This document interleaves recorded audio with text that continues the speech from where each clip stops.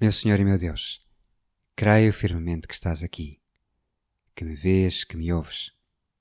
Adoro-te com profunda reverência. Peço perdão dos meus pecados e graça para fazer com fruto este tempo de oração. Minha Mãe Imaculada, São José, meu Pai e Senhor, anjo da minha guarda, intercedei por mim. Muitas das recordações que tenho de infância, ou algumas das recordações que tenho de infância, têm que ver com a Bíblia. Nós tínhamos várias Bíblias ilustradas lá em casa.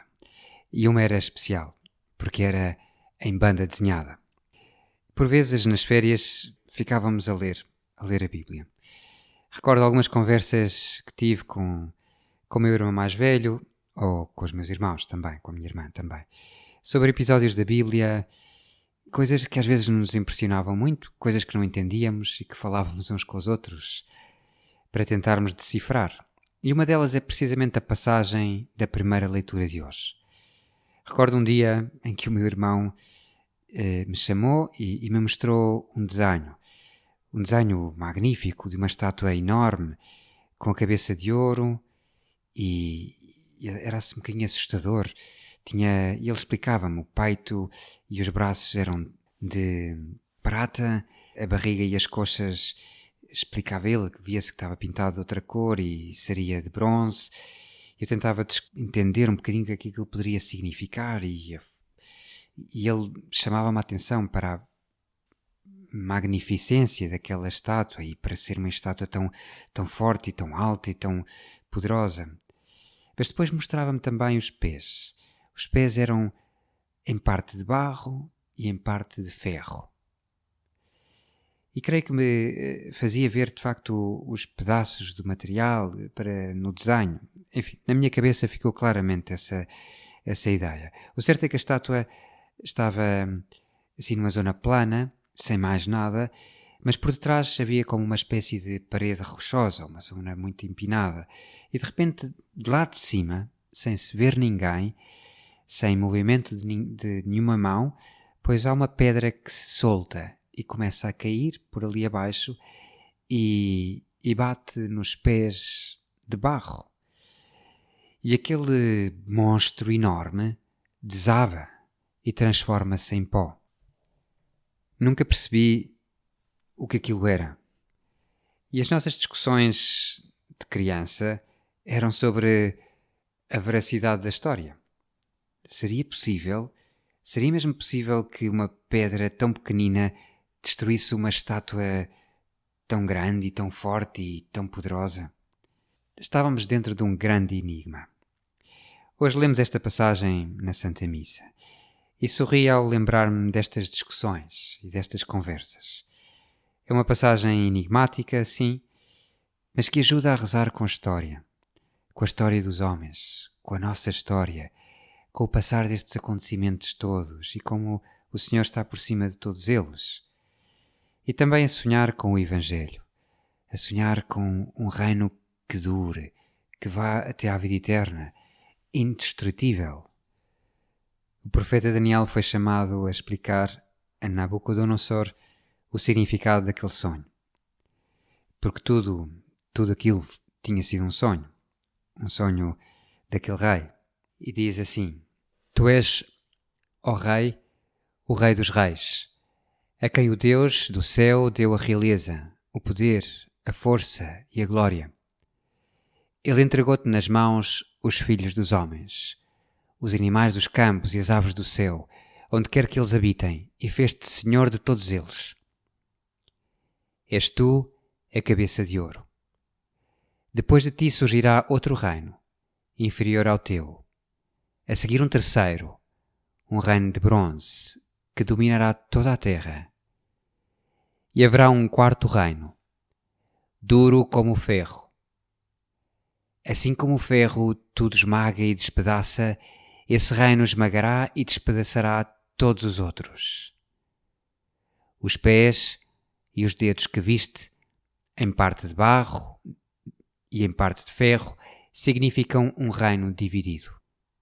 Estes 4 reinos podem tratar-se dos 4 grandes impérios: o babilónico, aquele de Nabucodonosor, depois o que o sucedeu, o persa, depois o Império Grande de Alexandre Magno, que chega até à Índia, quase, até às portas da Índia, e depois o romano, destruidor, forte, impressionante, mas também dividido e frágil.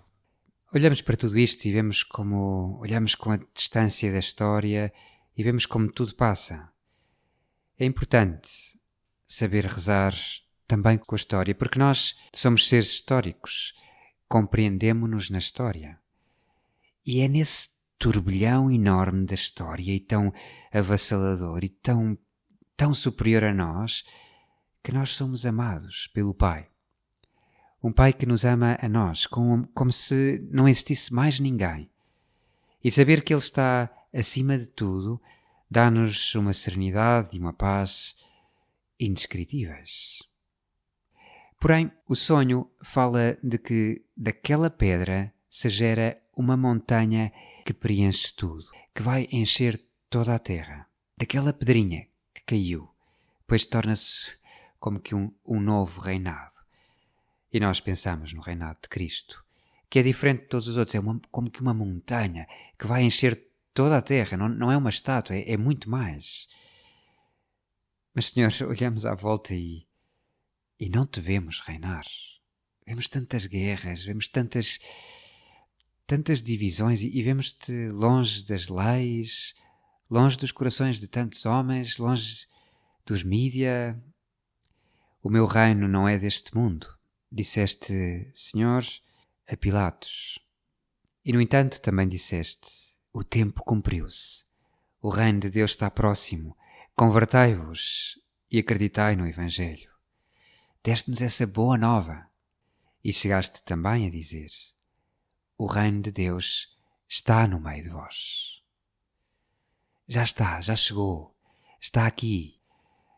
Porque o reino de Deus, podemos meditar e considerar, o reino de Deus dá-se aonde? Dá-se no coração dos homens. Dá-se espiritualmente, dá-se saltando para o céu, para algo espiritual, para algo que perdura, para algo que não pode perder-se. E nesse sentido podemos já vivê-lo quando vivemos pela graça batismal, pelos sacramentos, pela oração, esta união contigo, Senhor. Nesse sentido, a profecia cumpre-se. E cumprir-se-á de uma forma plena, claramente, sim, sem dúvida, no final dos tempos. Mas espiritualmente já se começa a dar nos nossos corações. O reino de Deus está no meio de vós, intra vós est. Nos nossos corações podemos deixar que o Senhor reine. O Deus do céu fará, diz a primeira leitura, fará surgir um reino que jamais será destruído e cuja soberania nunca passará a outro povo. Esmagará e reduzirá a nada todos esses reinos, mas ele permanecerá para sempre. É o que significa a pedra que viste desprender-se da montanha sem intervenção de mão alguma e pulverizar o ferro, o bronze, o barro, a prata e o ouro. Quando olhamos para a história, passaram-se mais de 2500 anos desde esta profecia de Daniel. Como interpretar isto? Se nos colocamos diante do Senhor, em oração, diante de Ti, Senhor, sabemos que já vieste, que essa montanha já começou a desenvolver-se.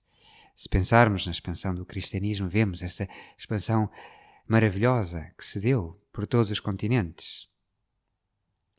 E tem de continuar, porque também olhamos e vemos, sim, já se espalhou, mas há tanto por fazer. Há tantos corações onde o Senhor ainda não reina. Reinar é Christum volumus. Queremos, Senhor, que o Teu reino venha. Queremos que reines. Se olhamos para os bem-aventurados no céu, percebemos que esse reino não poderá ser destruído. Não haverá mão humana que possa destruir esse reino. É para sempre. Pensei em Maria. Pensei também em José. Agora que já começamos a aproximar-nos do Advento, como interpretariam esta profecia? Como teriam o Messias no seu coração? E se calhar, ao verem as intervenções do Senhor a acontecerem nas suas vidas, a verem-se como essa parte dessa pedrazinha pequenina que há de destruir esse poderio enorme dos romanos, de Herodes, de tudo isso. Pois pedimos a Nossa Senhora ajuda para olharmos para a história, para a nossa história, com paz, com fé, com esperança, para sabermos rezar e interpretar. Dou-te graças, meu Deus, pelos bons propósitos, afetos e inspirações que me comunicaste nesta meditação. Peço-te ajuda para os pôr em prática.